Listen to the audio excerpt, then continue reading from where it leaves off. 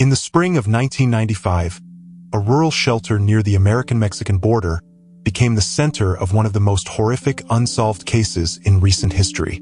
Before we continue, please subscribe to the channel and turn on notifications so you don't miss any new videos.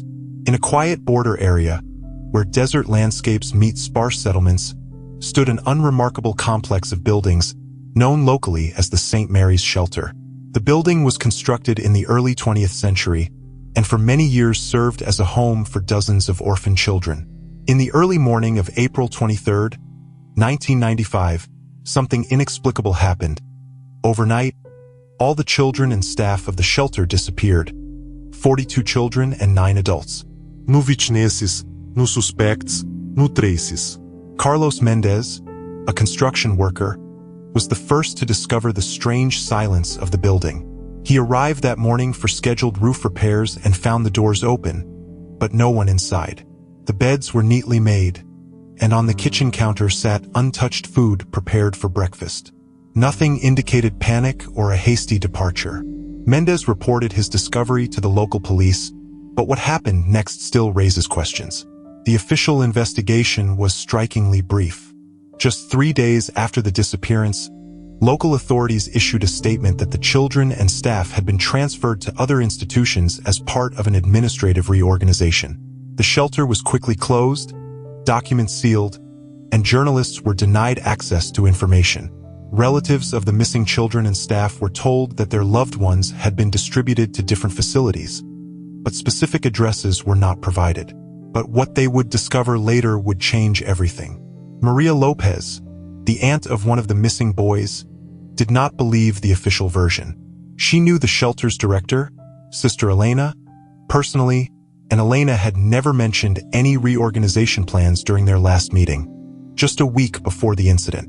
Moreover, her nephew's personal belongings remained at the shelter, including a locket with a photograph of his deceased mother, which he never parted with. Maria began her own investigation but encountered a wall of silence. In the years that followed, rumors spread about secret experiments, illegal adoptions, and institutional cover-ups, but nothing was proven. The shelter building stood abandoned, gradually decaying under the effects of time and the harsh border weather. Locals avoided the place, creating legends of ghosts and curses, which only contributed to the fading interest in the real fate of the missing. The 1990s in the border region were a time of significant social and economic change. The fall of the Iron Curtain and the globalization of the economy led to changes in international relations and trade. The border areas between the United States and Mexico became centers of growing migration, drug trafficking, and complex political games. St. Mary's Shelter was located in a strategically important location, just 5 kilometers from the official border crossing. The shelter was founded by the Catholic Church, but by the early 1990s, it had come under the management of a local charitable foundation associated with influential families in the region. Official reports spoke of stable funding and the good condition of the institution, but former employees recalled a different picture. Constant shortages of resources, overcrowded dormitories, and minimal medical care were the reality for the children, many of whom were children of migrants or victims of domestic violence. The truth was far more disturbing than anyone could have imagined. 25 years after the mysterious disappearance, in 2020, the city authorities finally decided to demolish the abandoned shelter building to construct a new shopping center. During the preparatory work, a demolition crew discovered something strange behind one of the walls in the basement, which seemed somewhat thinner than the others. They found a hidden room, not marked on any of the building's plans. Javier Rodriguez, the construction foreman, remembers that moment with a tremor in his voice. He says that the wall looked newer than the others, and when they made a hole in it, a room about 4 by 5 meters was revealed. Inside were shelves with documents, personal belongings, and several boxes of film. Rodriguez immediately stopped work and called the police. Detective Alejandro Reyes, who was assigned to investigate the find, did not expect that this case would change his life and career. Initially, he treated the find as a routine bureaucratic anomaly, perhaps a forgotten archive or storage room. However, when he began to review the documents, he realized that he had discovered something much more sinister. Among the papers were personal files of all the children and staff who disappeared in 1995. Each file was stamped with a red seal bearing the inscription Project Phoenix. There were also financial reports on the transfer of large sums of money to various offshore accounts dated days before the disappearance. But the most disturbing find was the children's medical records, with detailed entries about blood types, genetic markers, and psychological test results. What was revealed from this evidence horrified investigators. Reyes discovered that approximately 6 months before the disappearance, there had been a change in leadership at the shelter. The new director, Dr. Javier Morena, had ties to a pharmaceutical company called Novagen, which specialized in experimental treatments for rare diseases. The documents mentioned clinical trials that required controlled subjects with no family ties. The orphanage, with its orphan children, presented an ideal opportunity for such experiments. The film found in the secret room contained hundreds of photographs of children before and after various medical procedures. Some showed strange skin changes, unexplained wounds, and signs of severe physical exhaustion. Each photograph was carefully numbered and dated. The last pictures were taken the day before the mass disappearance. Further examination of the documents revealed that Project Phoenix was part of a broader program funded by an international consortium of pharmaceutical companies. The goal was to develop new types of vaccines and immunomodulators, using children as test subjects without the need to undergo routine ethical checks or obtain regulatory approval. However, the real horror was only beginning. In the course of the investigation, Reyes contacted a former employee of the local police, Miguel Sanchez, who had participated in the initial investigation of the disappearance. Sanchez, now an elderly man living in a nursing home, initially refused to speak, but when Reyes showed him some of the documents, the old man broke down in tears. He recounted how high-ranking officials had ordered the case to be closed and the version of an administrative transfer accepted. Sanchez recalled that, on the night of the disappearance, several unmarked vans had driven up to the shelter. He was on patrol nearby and noticed the unusual activity, but when he reported it to his superiors, he was ordered to ignore the situation. The next day, when the disappearance was reported, he was suspended from the investigation. A week later, he was transferred to another department, and all his reports about that night disappeared from the police archives. Delving into the history of the border region at that time, Reyes discovered a web of corruption and criminal connections. The influential politician Ramon Valdez, who was the mayor of the nearest town in the 1990s, had close ties to the director of the foundation that managed the shelter. Valdez was also on the board of directors of Novagen and received generous donations to his election campaigns from pharmaceutical companies. But the worst revelation was yet to come. Among the documents, Reyes found records of telephone conversations and meetings showing that the experiments in the shelter had begun to have unexpected side effects. Many of the children developed serious autoimmune diseases, and some showed signs of neurological disorders. When a local doctor, not involved in the project, began to ask questions about the children's health during a routine checkup, it was decided to close the facility. The plan was simple and cruel. All the children and staff were to be transferred to a secret facility in the desert, where the experiments could continue without external oversight. Employees who were unaware of the true nature of the project were to be neutralized in order to maintain secrecy. Documents indicated that the operation was carried out on the night of April 23rd. Using modern technology and forensic methods, Reyes and his team were able to recover much seemingly irretrievably lost evidence. Digital restoration of faded photographs made it possible to identify not only the victims but also the perpetrators. Handwriting analysis in handwritten notes linked specific individuals to orders to conduct experiments and subsequent cover-ups. What emerged from the evidence shocked investigators to the core. Modern forensic techniques allowed Reyes' team to discover traces of blood and DNA preserved in the hidden room and other parts of the building, despite the passing decades. Analysis showed that at least 5 children had died in the shelter as a result of experiments even before the mass disappearance. Their bodies, according to the records, were secretly cremated, and the deaths explained as various natural causes. Digital analysis of financial documents revealed a complex money laundering scheme linking the shelter to international pharmaceutical companies through a network of shell companies and offshore accounts. Money allocated to the maintenance of children was systematically embezzled, while the shelter received additional funding for participation in illegal medical trials. One of the most shocking findings was a series of recordings on audio cassettes found in a cache under the floor of the hidden room. They contained conversations between Dr. Morina and other participants in the project, where they coolly discussed the results of the experiments and planned further steps. In one recording, Morina spoke of the children as excellent laboratory specimens, showing no emotion about their suffering. But the real breakthrough in the investigation came when Reyes received an anonymous letter. It contained the coordinates of a location in the desert, approximately 150 kilometers from the shelter. The letter was signed simply Sister Maria, a nurse. Reyes recalled that there was indeed a nurse with that name on the list of missing employees. However, there was something even more sinister there.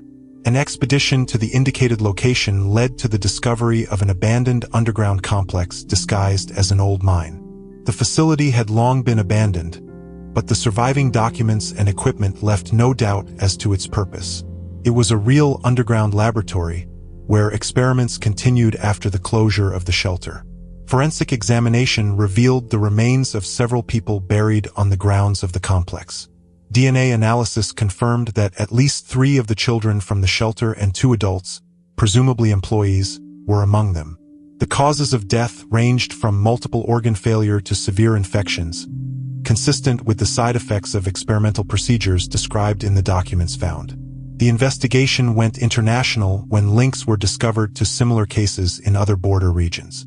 Journalists from several countries joined forces, creating a special team to investigate the network of illegal medical experiments on vulnerable populations. The truth was so terrible that many refused to believe it.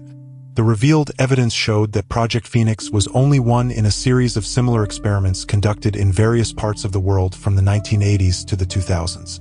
The target groups were always the most vulnerable members of society, those whose disappearance would cause minimal resonance.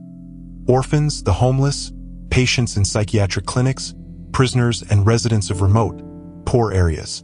Documents indicated that high-ranking officials at various levels of government were aware of what was happening and actively contributed to the concealment of crimes in exchange for financial and political support. Police reports were falsified, witnesses were intimidated or bribed, and the families of victims were deliberately misled.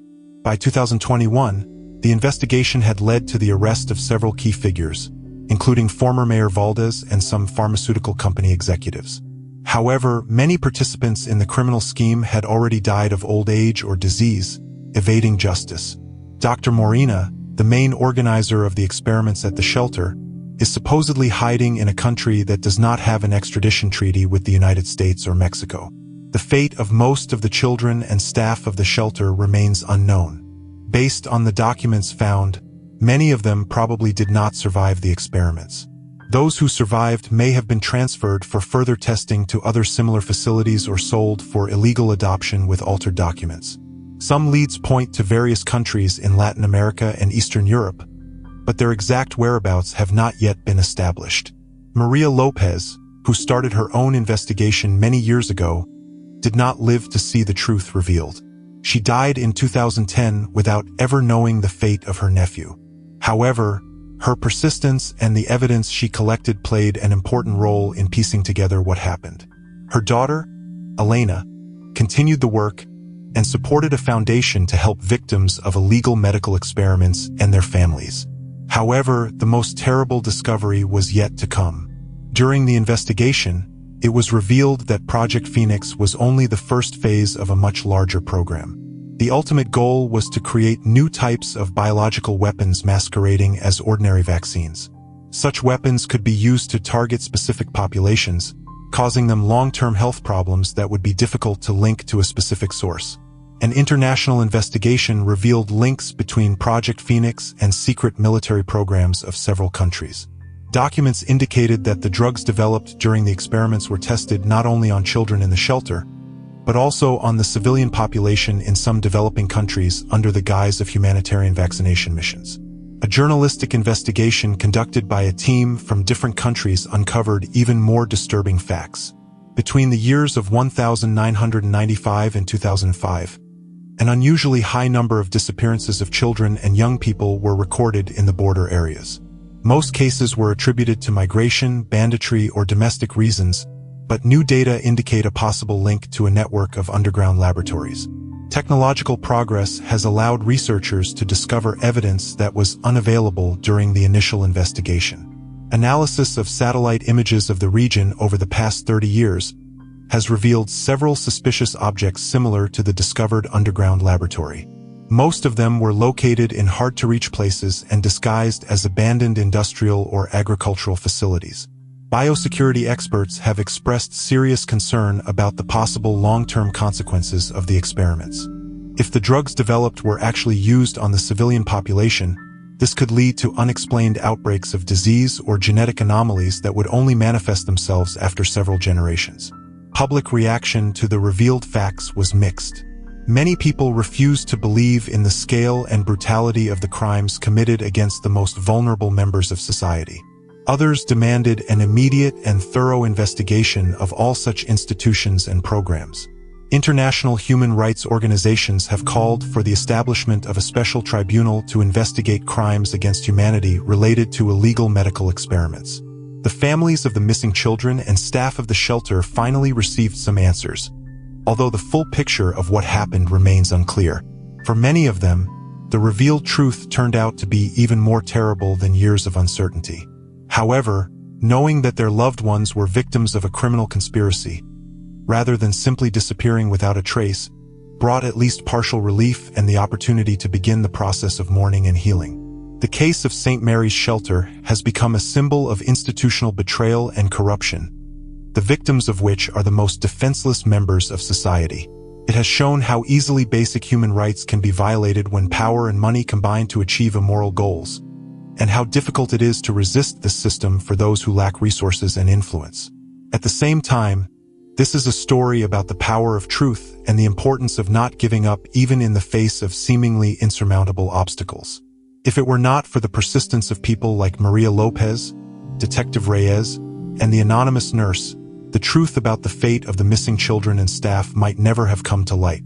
Today, on the site of the former shelter stands a memorial dedicated to the victims of Project Phoenix.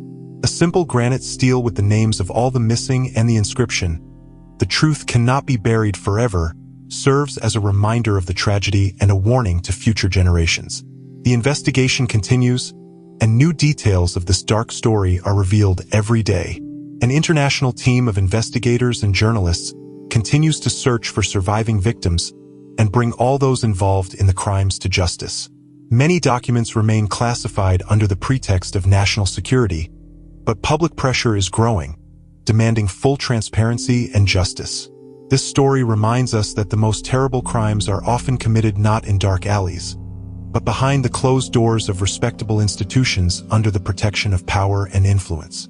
It shows how important it is to remain vigilant and not allow the comfort and security of the majority to be built on the suffering of the minority.